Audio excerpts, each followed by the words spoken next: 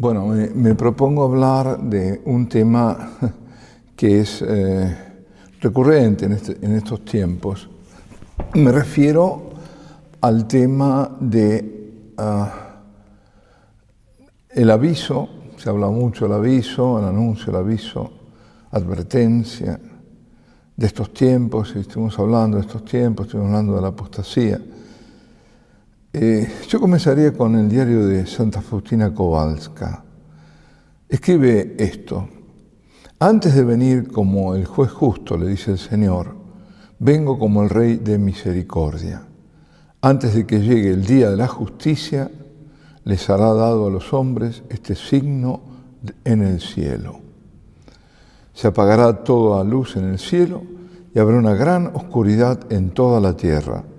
Entonces en el cielo aparecerá el signo de la cruz, y de los orificios donde fueron clavadas las manos y los pies del Salvador saldrán grandes luces que durante algún tiempo iluminará la tierra.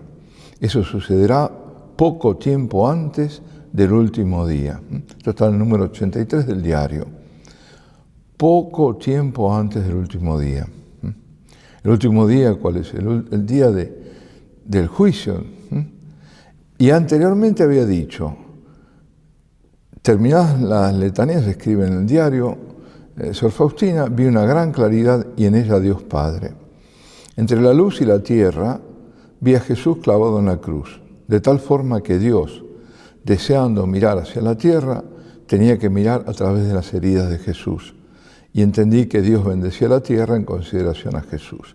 Es el número 60. Es decir, lo que está bendiciendo se está interponiendo el Hijo al castigo como día de la gran misericordia, y Dios el Padre ve a través del sacrificio a la humanidad, a través del sacrificio de su Hijo. Es el Hijo que representa a la humanidad pecadora que se dio en la cruz y así está deteniendo. ¿Cómo? No es que va a cancelar el castigo, sino dando ese tiempo fundamental. Estamos en tiempo de misericordia, estamos en tiempo de gracia, pero va a haber una gracia extraordinaria. Y dentro de esa gracia extraordinaria está el aviso, que será el último aviso. Ya de esto, bueno, lo vamos a ir viendo. El aviso es el gran acto universal, anticipatorio del final, es decir, todos lo van a ver. Y es la misericordia de Dios en acto. Este aviso de que tanto se habla, especula, es el último aviso dado a la humanidad. Y aquí entra mucho, sobre todo, Garabandal.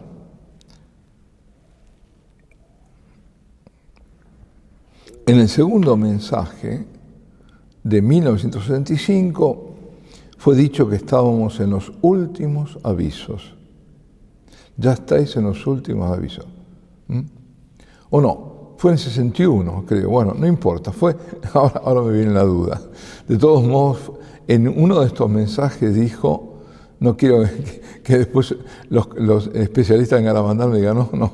Bueno, pero lo dijo, estáis ya en los últimos avisos, no quiero vuestra condenación. Sí, fue en el segundo. Pedidnos y se os dará. Eso fue en el 65, sí. Me vino un lapsus. Bueno, esto pasa. Y estamos, pues, que vendrá y será tremendo este aviso, tanto que las niñas dicen que si no hubieran sabido que era un aviso, creían que era un castigo, pues será el último aviso dado a la humanidad, antes de otro evento que también se encuadra en esta misericordia, que es la misericordia de Dios, que es el milagro. ¿Para qué todo esto? Para que terminen de despertar los que están en letargo de muerte. Un milagro como nunca hubo antes, ni lo habrá. Y luego sigue el castigo. Dice, el milagro más grande que el Señor ha hecho. Bueno, el milagro más grande, bueno, menos que la resurrección, y si se puede llamar milagro, no es milagro, pues es un misterio, la transustanciación, no es un milagro. Pero, digamos, como obra de Él, la obra de salvación, y un milagro, ese milagro. Bien.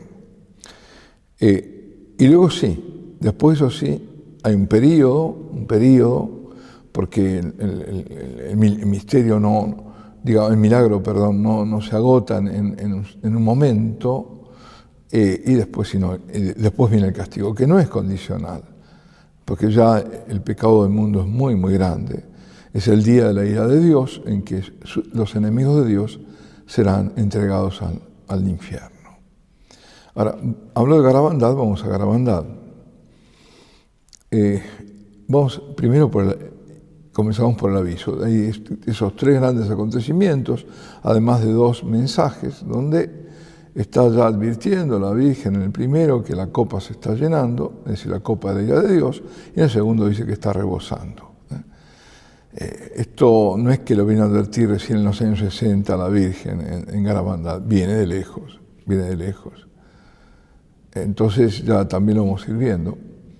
Pero estamos llegando a momentos, pasaron años, muchos años, y más de 50, y estamos casi 60 años, y bueno, y ahí estamos, peor, mucho peor.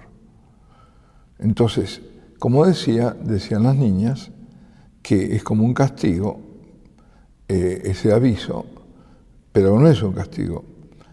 Para los buenos y para los malos viene. Para los buenos, para acercarlos más a Dios.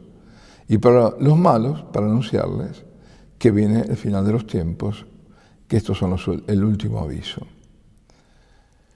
Ahora bien, las señales de que el aviso está próximo. Bueno, hay un preaviso, fueron dichos. Uno de ellos, a Conchita le fue dicho que iba a haber como un preaviso inmediato, creo, o bastante inmediato al aviso, un sínodo. La madre le preguntó, porque en ese momento era el Concilio Vaticano, un concilio. No, la Virgen dijo un sínodo, pero un sínodo particular, especial. Hemos tenido sínodo de la familia, sínodo de la Amazonía, pero este es el sínodo de los sínodos, el sínodo de la sinodalidad. Por eso yo creo, y muchos creen, que este es el sínodo, no otro, que tiene un parecido por la extensión a lo que sería un concilio. No están todos los obispos, ni mucho menos, incluso hay laicos, cosa insólita, que tengan voz y voto. Laicos siempre ha habido como veedores, o como estar ahí presentes, pero no es veedores la palabra, ¿no? Pero no con voto, inconcebible. Bueno, estamos inmersos en ese sínodo de la sinodalidad que comenzó en el 2021, que va a terminar ahora en el 2024. Hablé de los instrumentos laboris, cosas que se están pergreñando, pero que no salieron, pero por eso está hasta el 24, para que esto que no salió madure y los que quieren imponerlo lo impongan, porque para eso está el sínodo, ¿no?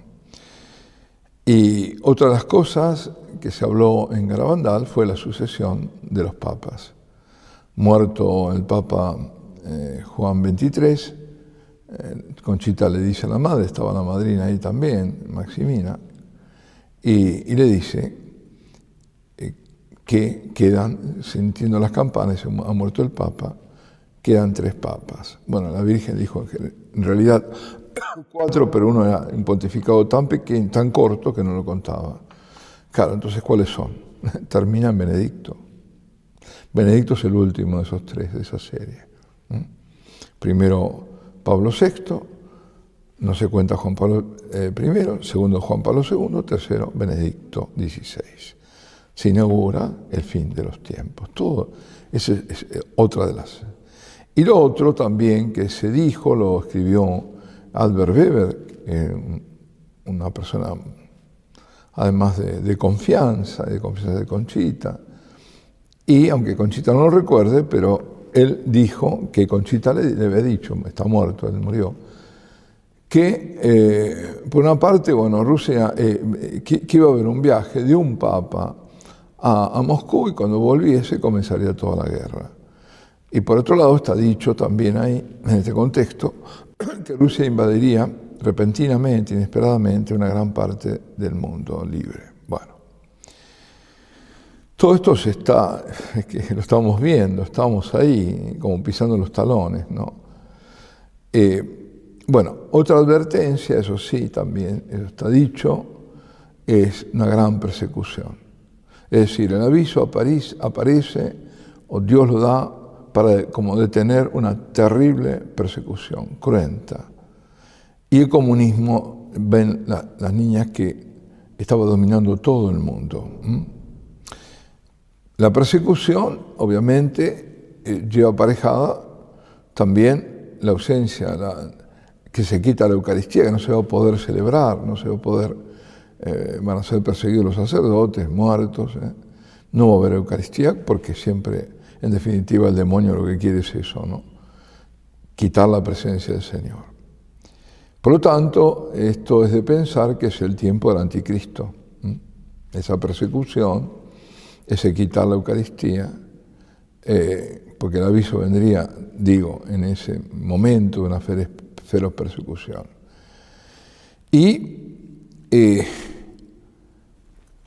claro, en ese momento sería aquello que el Señor advierte, ya lo vamos a ver también en las Escrituras, cómo caracterizan este tiempo, con lo que había profetizado Daniel, el abominio de la desolación, o la desolación abominable, o la abominación desoladora, son todas equivalentes, que es cuando se quita el sacrificio perpetuo del lugar santo.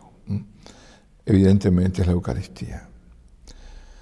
Pues luego viene el milagro como segundo acontecimiento. Un milagro que ocurriría dentro del año de ese profetizado aviso. Algunos dicen dentro de los 12 meses, puede ser el año calendario, pero digamos no va a pasar más de 12 meses y puede ser mucho antes que venga el milagro. Conchita decía que se va a notar en todo el mundo, que va a ser, ella dio algunas pautas, mucho no podía hablar, pero eso lo dijo, que iba a ser a las 20:30, en un día festivo, un santo mártir de la Eucaristía, en el mes de abril, decía entre el 17 y el 17, no, pero no el 7 y el 17, y por lo tanto entre el 8 y el 16 de abril. Será visto en toda la zona, en toda la comarca, digamos, en la ladera de las montañas que la rodea. Servirá como un anfiteatro, ¿no? Todo eso. Y los enfermos que estén ahí, que no va a ser fácil llegar, porque claro, hay una persecución, los enfermos serán curados, todos, y los no creyentes se convertirán. Se podrá, el milagro ese será filmado, fotografiado, televisado, pero no será tocado, no es algo tangible. Y luego dejará un signo permanente, Dios, en los pinos, donde están los pinos, en memoria de ese milagro, como prueba visible de esta misericordia de Dios, de este amor de la Virgen por todos nosotros, de su intercesión. Será algo nunca visto antes en la tierra. Por eso, cuando uno ve esto, y esto del signo, hace pensar justamente en el milagro y todo eso, en Santa Faustina, ¿no? En lo que dice en su diario. La oscuridad sobre la tierra, además de material, puede simbolizar la oscuridad espiritual provocada por esa gran apostasía. El signo anticipatorio justamente de todo esto que está mostrando que estamos en fin de los tiempos y que todo esto va a acontecer es la gran apostasía, y en eso estamos. Ahora, algunos dicen que será disipada por la luz del segundo Pentecostés, hablan de un segundo Pentecostés, causado a raíz de esa gran aparición de una cruz en el cielo. yo ahí no llego, simplemente lo comento.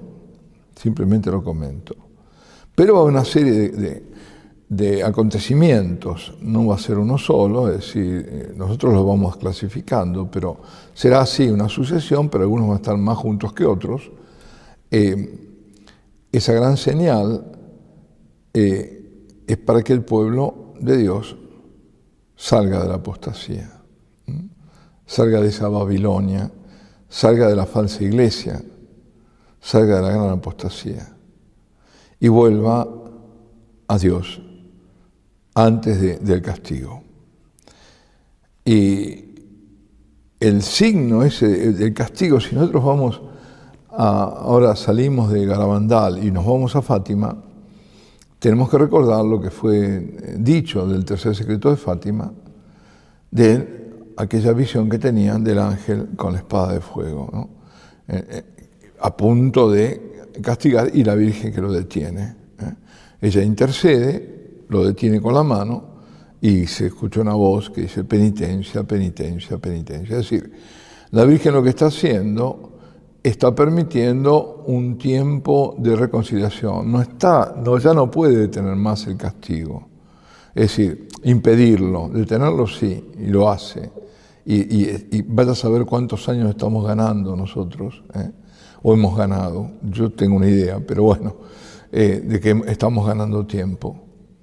Porque esto tenía que ya haber ocurrido, pero la Virgen está alargando ese tiempo. Es decir, Dios le está concediendo ese tiempo, pero ese tiempo se está agotando. Y entonces viene aquello de penitencia, decir, sí, como diciendo, sí, lo detengo, pero vosotros o ustedes tienen que hacer penitencia. Ahora bien, le preguntaron a Conchita si acaso cuando se vea ese milagro, puede ser muy, muy grande, no morirían como el padre Andreus aquellos que sean testigos. Respondió que no morirán por una gracia especial que habrá ese día. Por lo tanto, ese milagro debe tener una naturaleza tal que el cuerpo no lo soportaría. Sería como una visión beatífica, porque nadie puede estar en pie, ¿no? Bueno, no lo sabemos. El caso análogo, no. Es la imposibilidad de contemplar a Dios en su gloria y seguir en vida, ¿no? Lo cierto es que será el milagro más grande que se haya hecho sobre la tierra. La Santísima Virgen le dijo también a Conchita que aquellos que estén en gracia de Dios, esperando el milagro y alrededor de los pinos, verán místicamente la inhabitación trinitaria, es decir, experimentarán de una forma profunda esa inhabitación trinitaria. ¿Qué es eso? Es la Santísima Trinidad, Dios mismo que está en ti. Está cuando estamos en gracia, pero hay una, es decir, los místicos lo van mostrando, Santa Teresa de Jesús, por ejemplo, lo que dice San Juan de la Cruz, llegar a esa vía unitiva, que es un estado muy especial, pues parece que eso tendríamos como esa gracia especial, estando en gracia de Dios, ¿no? Y que los sacerdotes que estén presentes tendrán una prueba sensible de la transustanciación, de este gran misterio, que seguirá siendo misterio. Son gracias muy especiales, hacernos llegar a lo que místicos o en alto grado de la mística pueden tener, pues Dios concederá eso. Y como dije, este milagro no se agota ese día, esa gracia podrá ser alcanzada posteriormente. La razón de todo esto, ¿cuál es? ¿Qué está haciendo Dios? Este esfuerzo para hacerlo de una forma humana, extraordinario, para que el mundo se convierta. Es como diciendo las últimas posibilidades. Después del milagro, como decía, está la señal en los pinos. El padre Andreu había visto anticipadamente el milagro, cuando gritó milagro, milagro, milagro, cuando había ido ahí, él lo llegó a ver anticipadamente y esa misma noche murió de felicidad. Eso también podría pasar el día del futuro milagro si no tuviéramos de morirnos, si no fuera porque nos preservará, para decirlo así, con una gracia especial de Dios, poder sobrevivir. Es que si Dios quitara los velos de la Eucaristía y mostrase toda su gloria, pudiéramos contemplar al Hijo de Dios en su gloria, no lo resistiríamos, moriríamos. Y hablando de la Eucaristía, dice Conchita, bueno, como en Fátima, ¿no? Como en Fátima, que el ángel de la paz les enseñaba a los pastorcitos, a los 3 niños, a reparar ante la presencia viva, real, divina, es decir, divina y humana, en la Eucaristía, y a postrarse ante ella. En Garabandal, dice Conchita, San Miguel Arcángel nos enseñó, fijémonos también, ¿no? Quien aparece ya en Garabandal es San Miguel Arcángel, que es el ángel del Apocalipsis. Otro signo también del final de los tiempos. Pues dice que San Miguel les había enseñado a ellas cómo prepararse para recibir a Jesús en la Santísima Eucaristía. Y también lo que tenían que hacer después. Lo primero que tenían que hacer era decir el acto de contrición, Señor mío, Jesucristo, Dios y hombre verdadero, etc. Y después el ángel dice que le decía, piensa en quién vas a recibir. Y después dice, me daba la comunión y me dijo que dijera el alma de Cristo. Esa oración se la había enseñado el ángel, la rezaba él delante de ellas y ellas lo seguían para enseñarles, ¿no? Así que esa fue la oración que es conocida en la iglesia, pero ellos no la conocían, se la enseñó el ángel. Y les dijo que hablaran con Jesús, que le dieran gracias personalmente, que Jesús había venido ese día a ellas y que le pidieran. El ángel nos dijo que hablemos a Jesús y escuchemos lo que nos diga. Es decir, también ese espacio de silencio para escucharlo. Esto es totalmente didáctico, ¿no? ¿Cómo comulgamos nosotros? Y ahora decía Conchita, cuando voy a recibir la Eucaristía, trato de hacer exactamente lo mismo. Rezo el Señor mío Jesucristo y me preparo y después de recibir a Jesús le digo el alma de Cristo y después le hablo y lo escucho. Eso es importante, muy importante, muchas veces se nos olvida, justamente. Por eso, la visita al Señor, esté el expuesto o esté en el sagrario, es una necesidad. La Virgen lo pedía ya en el primer mensaje de Garabandal en el año 61. Hay que visitar frecuentemente al Santísimo. Es una necesidad que tenemos y que suele estar ahogada. ¿Por qué se ahoga? Por nuestras inquietudes, por nuestras preocupaciones, por nuestra pereza, por nuestro desgano. Y en esto influye mucho la acción del demonio. Busca siempre apartarnos de Dios, siempre. Debemos vencer la desidia. Recordemos la palabra de Benedicto XVI, de este santo papa y sabio. La adoración no es un lujo, sino una prioridad. Yo la repito tantas veces. Porque es así. Y es una prioridad, es una necesidad prioritaria antes que cualquier otra. Antes que cualquier otra. Pasamos a los evangelios. En el episodio de Marta y María, ¿no? Justificando a María, que contemplaba a Jesús, y estaba en atenta escucha, y se queja Marta porque no la ayuda. ¿Qué es esto lo que pasa cuando estamos en adoración? Debe ser a eso, a contemplarlo a Jesús, escucharlo, adorarlo. A todos, le dice a Marta, nos dice a todos nosotros el Señor, tú te preocupas y te agitas por muchas cosas y solo una es necesaria, solo una. María ha elegido la parte buena, algunas traducciones dicen la parte mejor, pero lo que dice en griego es, parece que hoy estoy con La parte buena que no le será quitada. Que no le será quitada. Elijamos lo único realmente necesario, lo que no nos será quitado.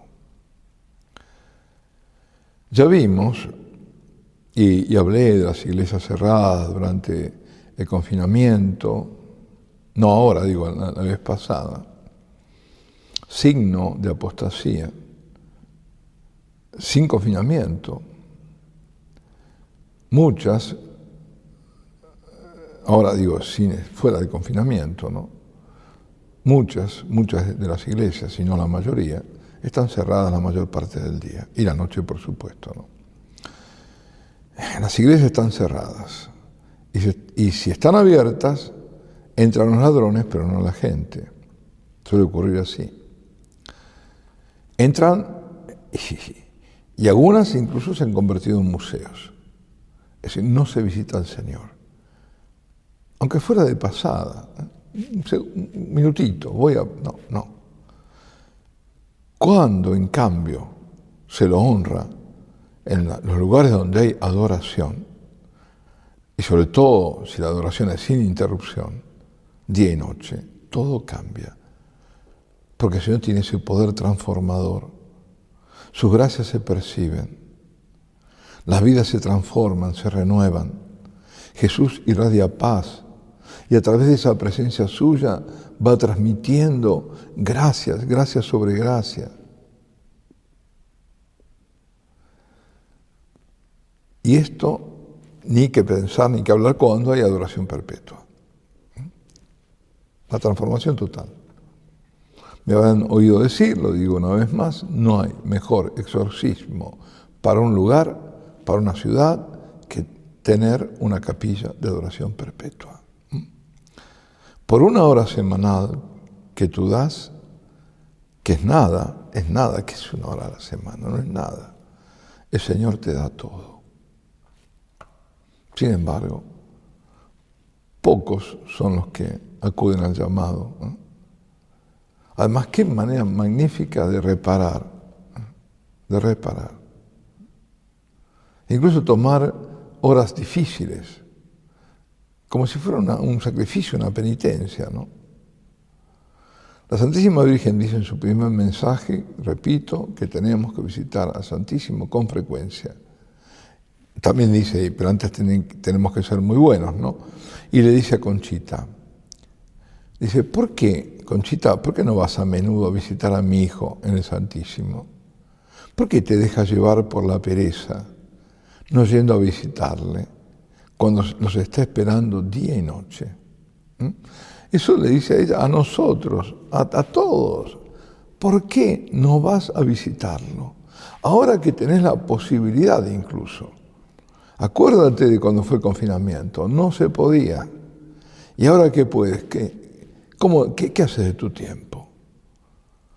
Lo estás perdiendo. Cada vez que no vas a visitarlo y puedes hacerlo, lo estás perdiendo. La pereza te puede la desidia. Él está esperando. Bueno, y ahora vamos al castigo. Según la descripción hecha ahí en Garabandal, también por las niñas, ¿no? Consistirá en ríos transformados en sangre, fuego que baja del cielo. Esto que está dicho aquí, cuidado que está dicho en las Escrituras, lo vamos a ver. Esto de fuego bajado del cielo está en la segunda carta de San Pedro. Y cosas peores, gran calor, sed abrasadora, el agua que se evaporará. Ya lo había dicho también el Santo Padre Juan Pablo II en Fulda. ¿Qué quieren saber? Cuando océanos se van a evaporar. La gente, los hombres desesperados, buscando matarse unos a otros. Pero al faltar la fuerza caen, unos en llamas, otros lanzándose al mar, pero el agua parecerá hervir y activar las llamas. Terrible, terrible. Ahora, está la pregunta, ¿no? En estos tiempos más que nunca, ¿cómo puede ser que venga un castigo? Ante esta palabra muchos se escandalizan. fuera y dentro de la iglesia. Oh, ¿qué estás diciendo? Si yo esto hablara en una parroquia, me matan. Por empezar, el párroco. Los hombres de iglesia no hablan nunca de castigo. Si hablan de Dios, estoy muy crítico, pero es lo que me dicen y que yo veo. Si se habla de Dios, es de la misericordia. Pero misericordia sin condiciones, incondicional. Es decir, no de justicia. Ahora, ¿cómo puede ser entonces que se dice que Dios castigue? Es que no se han enterado. Hubo un diluvio, pero claro, no creen. No se han enterado que estuvo Sodoma y Gomorra y fueron destruidas, aniquiladas.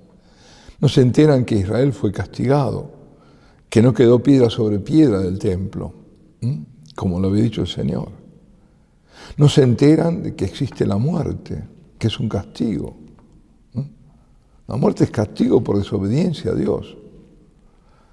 Empecemos a preguntarnos qué hizo Dios y qué hicimos nosotros. Dios mandó profetas.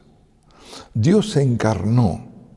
Dios dio su vida humana muriendo en la cruenta muerte de la cruz. Dejó su iglesia. Dejó en la iglesia todos los medios de salvación, los sacramentos. Dejó su presencia en la iglesia y la presencia de su sacrificio en cada misa a través de otro don que dejó, que es el sacerdocio. Que se pudiera perdurar ese sacrificio salvador. Dios envió apóstoles, el Señor envió apóstoles a anunciar la salvación.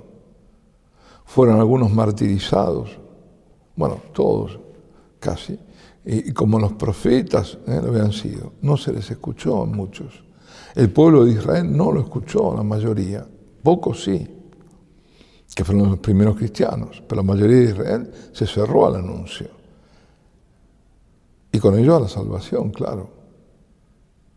Hubo respuestas, sí, de pocos, pero... Y fue a los paganos, y los paganos lo recibieron. Son las naciones. Pero ¿qué pasa? Que los paganos que eran cristianos se vuelven paganos, peor que antes. ¿Y qué pasó últimamente con la iglesia? Gran parte apostató y apostata. El mundo es apóstata. Mientras tanto, los pecados van en aumento y son cada vez más graves. Mayores son las ofensas, gravísimas a Dios. Y nosotros, ¿cuánta penitencia hicimos? Yo me lo pregunto a mí mismo, ¿cuánta penitencia hago? Poca. ¿Cuánto respondimos al llamado? No fue un llamado de una vez, sino siglos de llamado. Envió a su madre y con mayor frecuencia, y lo hizo a partir del siglo XIX, sobre todo, ya lo venía haciendo antes, pero ahí, ¿y nosotros cómo estamos? Dios hizo todo. Y ahora, ante nosotros, el juicio de Dios. El signo en el cielo, visto por Santa Faustina, que es la cruz que ilumina la oscuridad, la cruz es gloriosa, es ese, para mí, el signo. Que el Señor en su misericordia, ya no hay. Y esto será el cumplimiento final de la profecía, de la señal del Hijo del Hombre. Esa lo dijo Jesús, que aparecerá antes de su llegada en la gloria, en la segunda venida, cuando venga a traer el juicio sobre la tierra. Vayamos a la Sagrada Escritura. Por ejemplo, Mateo, capítulo 24, versículo 30. Entonces aparecerá en el cielo la señal del Hijo del Hombre, y entonces se golpearán en el pecho todas las razas de la tierra, y verán al Hijo del Hombre venir sobre las nubes del cielo con gran poder y gloria. Veamos que siempre los tiempos parece que se unen, pero hay siempre, entre una cosa y otra, hay un espacio, Todos parece que fueran consecutivos e inmediatos, algunos sí, otros no. Porque vayamos a todo este capítulo 24, que es escatológico totalmente, ¿no? Como es como 21 de Lucas, creo que es, si no recuerdo mal, el 13 de San Marcos, ¿no? Dice, lo cojo de una parte, ¿no? Dice, los discípulos estaban admirados por la edificación del templo de Jerusalén, y él les dijo, ahora viene, sí, esto en la palabra, ¿no? ¿Veis todo esto? En verdad os digo que será destruido sin que quede allí piedra sobre piedra. Estaba sentado en el monte de los olivos y se le acercaron los discípulos en privado y le dijeron, ¿cuándo sucederán estas cosas y cuál será el signo de tu venida y del fin de los tiempos?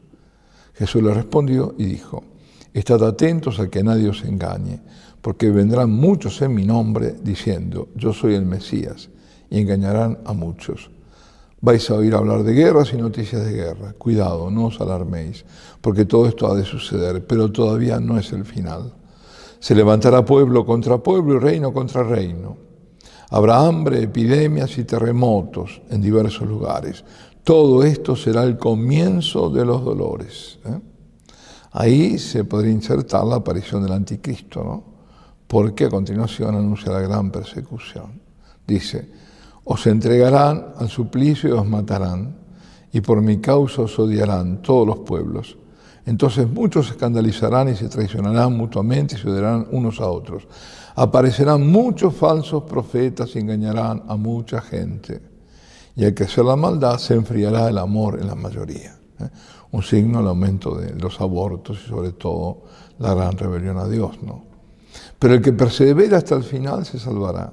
Y se anunciará el Evangelio del Reino en todo el mundo como testimonio para todas las gentes. El anuncio del Evangelio en todo el mundo. Bueno, hay muchos que todavía no llegó, pero a mí yo siempre me acuerdo, y lo comenté y lo comento, y otros lo recordarán, el funeral en 2005 de Juan Pablo II. Cuando, eso incluso se veía por la televisión, ¿no? Estaba sobre el féretro, estaba puesto en los evangelios. No era la Biblia toda, sino los evangelios. Y había fuerte viento y uno veía cómo iban doblándose las hojas hasta que de golpe se cerró el libro. A mí me pareció un signo como diciendo, bueno, ya esto se cumplió. Ese fue el Papa anunciador, donde iba a anunciar a Cristo, no iba a otra cosa, no iba a hacer política. No iba a anunciar la salvación y a anunciar a Cristo. Por eso dice, entonces vendrá el fin después de eso. Cuando veis la abominación de la desolación, anunciada por el profeta Daniel, erigida en el lugar santo, el que lee, que entienda, ahí está, ese es otro de los signos, ¿no? La prefiguración, la anticipación, por ejemplo, un ídolo, la Pachamama en San Pedro.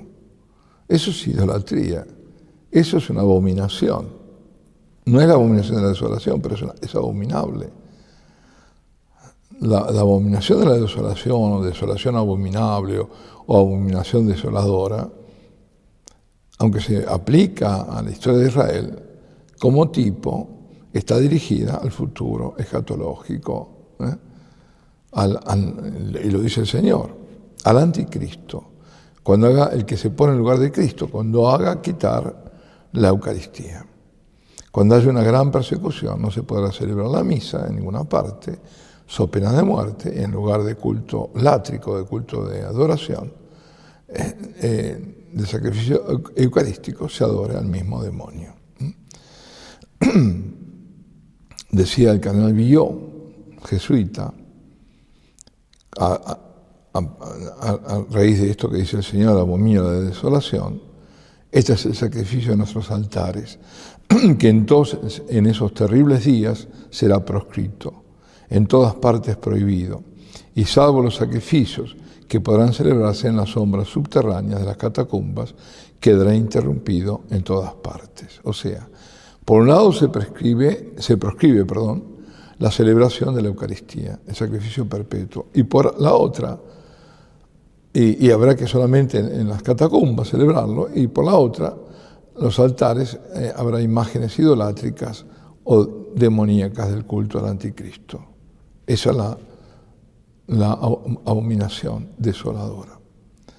Y dice el Señor, Mateo 24, entonces los que vivan en Judea huyan a los montes, el que esté en la azotea no baje a recoger nada en casa, y que esté en el campo no vuelva a recoger el manto. Eso de Judea y demás lo entendieron bien los cristianos, que se acordaban de lo que el Señor había dicho cuando en el año 70 estaban ahí las tropas romanas en asedio a Jerusalén y la destruyeron. Y lo único que quedó, no quedó piedra sobre piedra, solo quedó ahí una pared lateral, una parte de una pared lateral, que es el actual Muro de los Lamentos, ¿no? Decía ahí, de las que están encintas o criando en aquellos días, orad para que la huida no suceda en invierno o en sábado, porque todo vendrá de golpe, eso decía. Eso que fue un tipo será de un antitipo, es decir, una prefiguración de un acto también final, donde va a ser terrible, va a haber que escapar. Porque habrá, dice, una gran tribulación como jamás ha sucedido desde el principio del mundo hasta hoy, ni la volverá a ver. Y si no se acortan aquellos días, nadie podrá salvarse. Pero en atención a los elegidos se abreviarán aquellos días. Y si alguno entonces os dice, el Mesías está aquí o allí, no le creáis, porque surgirán falsos Mesías y falsos profetas, y harán signos portentos para engañar, si fuera posible incluso a los elegidos. Os he prevenido, si os dicen está en el desierto, no salgáis, en los aposentos no les creáis, pues como el relámpago aparece en el oriente y brilla hasta el occidente, allí será la venida del hombre, la parusía. Donde está el cadáver, allí se reunirán los buitres, es decir, donde va a haber signos para darnos cuenta. Inmediatamente después de la angustia de aquellos días, el sol se oscurecerá, la luna perderá su resplandor, las estrellas caerán del cielo y los astros se tambalearán. Una conmoción cósmica que está en las profecías extrabíblicas, digamos, en todo esto que les está siendo revelado en estos tiempos a los verdaderos videntes y las verdaderas apariciones, que son pocos. Hay muchos que lo repiten esto, pero son falsos, ¿eh? Entonces aparecerá en el cielo el signo del Hijo del Hombre, es decir, la visión de la cruz de Santa Faustina, quizás el signo anunciado en Garabandal. Todas las razas del mundo harán duelo y verán venir al Hijo del Hombre sobre las nubes del cielo con gran poder y gloria, enviará a sus ángeles con un gran toque de trompeta y reunirán a sus elegidos de los cuatro vientos, de un extremo al otro del cielo. Es decir, aquí está hablando, el otro es anticipatorio, signo en el cielo, pero de que la venida de él como juez, es decir, viene a juzgar, y esto aparece anunciado también en San Pablo, ¿no? Porque dice, enviará a sus ángeles con un grito, con un gran toque de trompeta y reunirá a sus elegidos de los cuatro vientos, de un extremo a otro del cielo. Es decir, son los preservados, los elegidos, los fieles a Cristo. Esto aparece en San Pablo, en la primera carta a los Corintios, lo vamos a ver, que es la transformación y resurrección a la venida del Señor en gloria. Al toque, dice el apóstol, de la última trompeta. En la resurrección de los que murieron en Cristo, según el Apocalipsis, y el arrebatamiento de los que son de Cristo en su venida. Eso también está en la primera carta a los tesalonicenses de San Pablo. Sigue diciendo el Señor, yo ahora me voy a referir a esas dos, pero antes quiero terminar este capítulo 24 de San Mateo. Dice, aprended esta parábola de la higuera, cuando las ramas se ponen tiernas y brotan las yemas, deducís que el verano está cerca. Pues cuando veáis todas estas cosas, sabed que Él está cerca a la puerta. En verdad os digo que no pasará esta generación sin que todo suceda. Claro, por eso hemos extendido a través de milenios, porque empezó a ocurrir, justamente en esa generación, fue cuando se produjo, él está hablando en los años 30, en los años 70, es cuando se comienza a producir eso, es decir, el asedio y la ruina de Jerusalén, la matanza y todo lo que había dicho. Pero eso es una primera parte, pero esto se extiende y viene ahora a la otra parte. Ese fue el juicio de Israel, viene el juicio a las naciones, el día de la ira de Dios, ¿no? Él dice, el cielo y la tierra pasarán, pero mis palabras no pasarán. En cuanto al día y la hora, nadie lo conoce, ni los ángeles de los cielos, ni el Hijo, sino solo el Padre. Cuando venga el Hijo del Hombre, pasará como en tiempo de Noé. En los días antes del diluvio, la gente comía y bebía, se casaban los hombres y las mujeres tomaban esposo, hasta el día en que Noé entró en el arca. Y cuando menos lo esperaban, llegó el diluvio y se los llevó a todos. Lo mismo sucederá cuando venga el Hijo del Hombre. 2 hombres estarán en el campo, a uno se lo llevarán y a otro lo dejarán. 2 mujeres estarán moliendo, a una se la llevarán y a la otra la dejarán. Por tanto, estad en vela, porque no sabéis qué día vendrá vuestro Señor. Esto es en Mateo 24, del versículo 2 hasta el 42. Bien. Primera de Corintios. Esto hay que asimilarlo. Yo digo, bueno, volved a buscar el Evangelio y leer el capítulo 24 de San Mateo, por ejemplo, y leer la primera de los Corintios, capítulo 15, versículos del 51 al 52, que dice: mirad, os voy a declarar un misterio. No todos moriremos, pero todos seremos transformados. En un instante, en un abrir y cerrar de ojos, cuando suene la última trompeta, porque sonará, y los muertos resucitarán incorruptibles, y nosotros seremos transformados. Y la primera, es decir, ahí está hablando, ¿no?, directamente, de que en un instante, cuando suene la última trompeta, la misma que está hablando el Señor, hablaba de la trompeta, al sonar de la trompeta, que va a recoger a sus elegidos, ¿no?, mandará a los ángeles. Y la primera de la carta a los tesalonicenses, capítulo 4, versículo 17 y siguientes, dice: hermanos, no queremos que ignoréis la suerte de los difuntos, para que no os aflijáis como los que no tienen esperanza. Pues si creemos que Jesús murió y resucitó, de igual modo, Dios llevará con él, por medio de Jesús, a los que han muerto. Esto es lo que os decimos apoyados en la palabra del Señor. Nosotros, los que quedemos hasta la venida del Señor, no precederemos a los que hayan muerto. Pues el mismo Señor, a la voz del arcángel y al son de la trompeta divina, descenderá del cielo, y los muertos en Cristo resucitarán en primer lugar. Después nosotros, los que vivamos, los que quedemos, seremos llevados con ellos entre nubes al encuentro del Señor por los aires.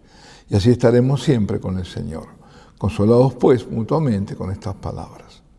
Parece claro que al toque de la última trompeta, cuando Jesús vuelva a la gloria, luego que todo haya pasado, tribulación, aviso, día del Señor, juicio a las naciones, o sea, castigo, ¿no?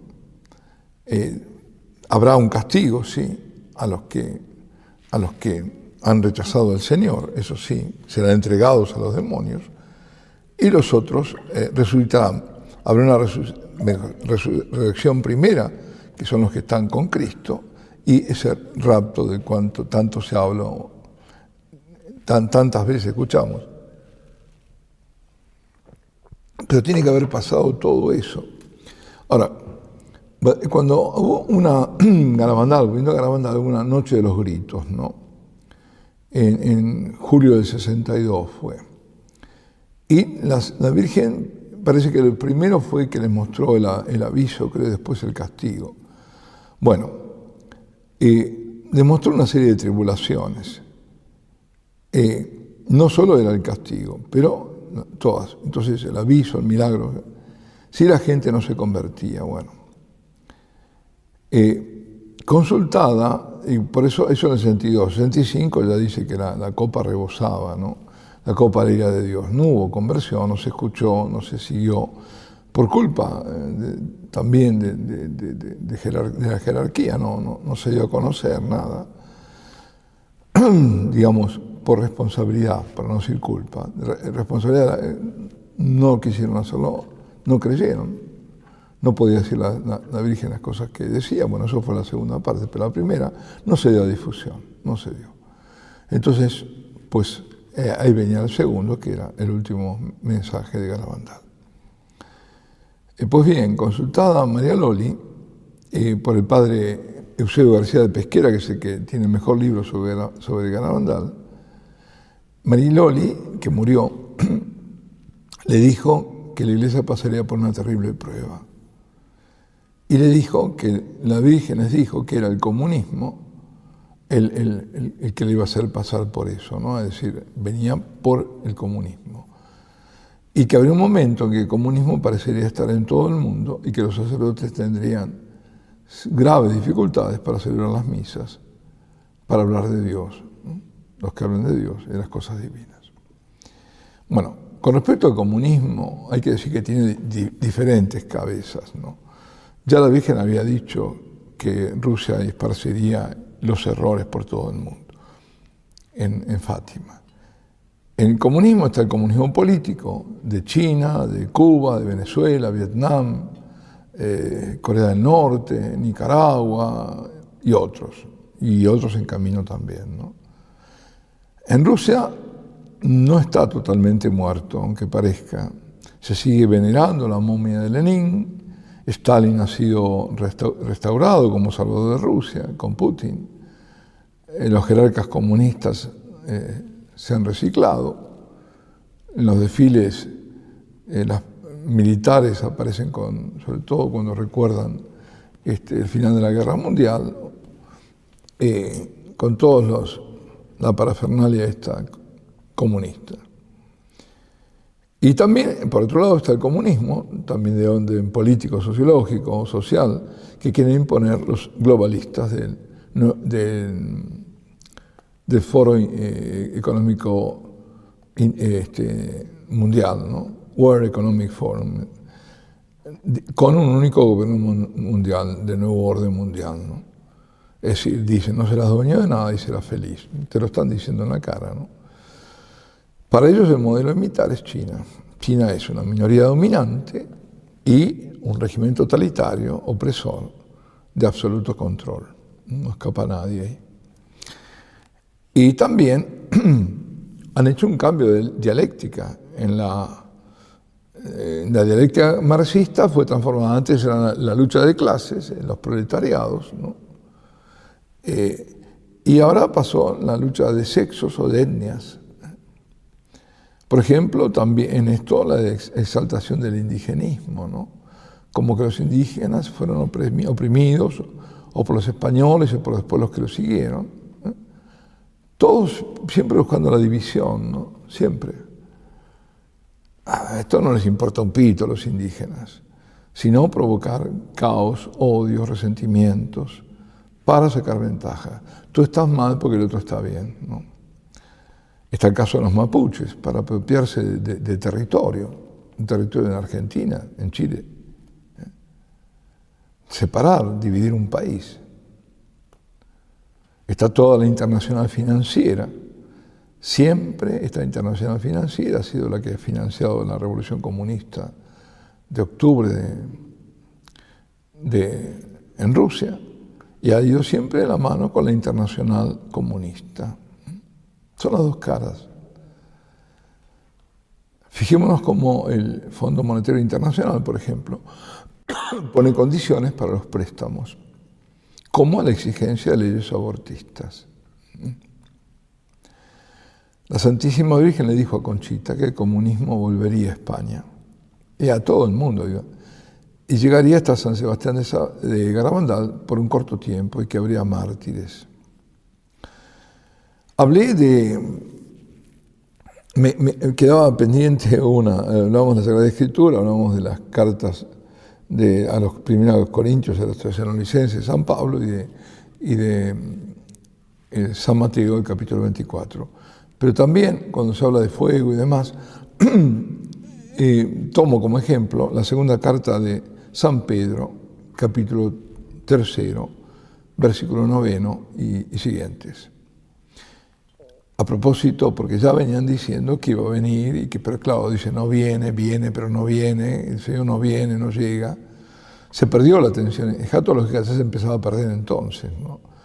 Entonces él sale al frente de todo esto y dice, San Pedro, el Señor no retrasa su promesa, como piensan algunos, sino que tiene paciencia con vosotros, porque no quiere que nadie se pierda, sino que todos accedan a la conversión. Cuánta paciencia la de Dios, ¿no? Todas las apariciones de la Santísima Virgen del siglo XIX, advirtiendo una y otra vez del castigo. La Salette, 1846, la Salette. Estamos hablando de casi 200 años, bueno, casi. En su única aparición, anunció un castigo a la Virgen, inmediato, inminente, porque no se respetaba el día del Señor y porque se blasfemaba. Y apareció llorando, lamentándose y dijo, si mi pueblo no quiere convertirse, me veré forzada a dejar caer el brazo de mi hijo. Es tan fuerte y tan pesado que no puedo sostenerlo más. Es Jesús misericordioso, que viene como juez justo, como le dice a Santa Faustina Kowalska. En Fátima, estamos en el año 1917, dice la Virgen, dejad de ofender a Dios, que ya está muy ofendido, si no os vendrá un castigo muy grande. En Garabandal dice, la copa de la ira de Dios rebosa, lo dice en 1965. Vuelvo a San Pedro, dice San Pedro, pero el día del Señor llegará como un ladrón. Entonces los cielos desaparecerán estrepitosamente, los elementos se disolverán abrasados por el calor, y la tierra con cuantas obras hay en ella quedará al descubierto. Puesto que todas estas cosas van a disolverse de este modo, qué santa y piadosa debe ser vuestra conducta, mientras esperáis y apresuráis la llegada del día de Dios. Ese día los cielos se disolverán incendiados y los elementos se derretirán abrasados. Se derretirán, ¿no? Pero nosotros, según su promesa, esperamos unos cielos nuevos y una tierra nueva. Los cielos nuevos, ahí muchos dicen, no, será después después de que pase este mundo. ¿Qué sentido tiene? Sí, o vas al cielo, o vas al infierno, o vas al purgatorio, cuando se acabe el purgatorio, o al cielo. Hay dos destinos nada más. Pero aquí habla de cielos nuevos y tierra nueva, después de esa gran purificación, de ese gran castigo, en los que habite la justicia. Por eso, queridos míos, mientras esperéis estos acontecimientos, procurad que Dios os encuentre en paz con Él, intachables e irreprochables. Esto es lo importante. Y considerad que la paciencia de nuestro Señor es nuestra salvación. Claro, si no fuera por eso, ¿cuántos hubiéramos ya liquidado? Según nos escribió también nuestro querido hermano Pablo, conforme a la sabiduría que le fue concedida, tal como dicen todas las cartas en las que trata estas cosas, lo que hablamos dos de cartas, ¿no? Ya. En ellas hay ciertamente algunas cuestiones difíciles de entender, que los ignorantes e inestables tergiversan, como hacen con las demás escrituras, para su propia perdición.